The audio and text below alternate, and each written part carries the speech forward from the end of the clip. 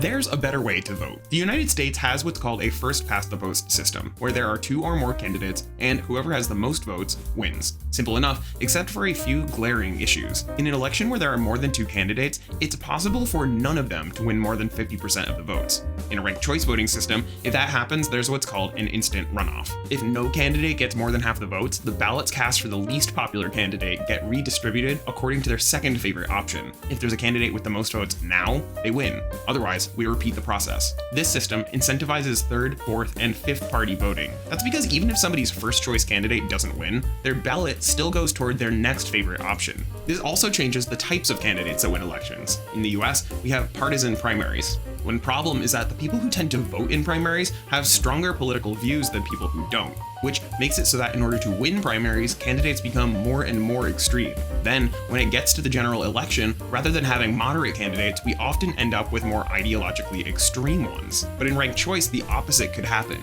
In this system, candidates who are so extreme that nobody selects them as a second choice tend to lose. So in order to appeal to the most voters in the general election, over time, candidates could be forced to take more moderate positions in order to be selected as the second choices of more voters. Then when you get to the general election, you might have a number of options, all a little more willing to meet in the middle and do things everyone is okay with.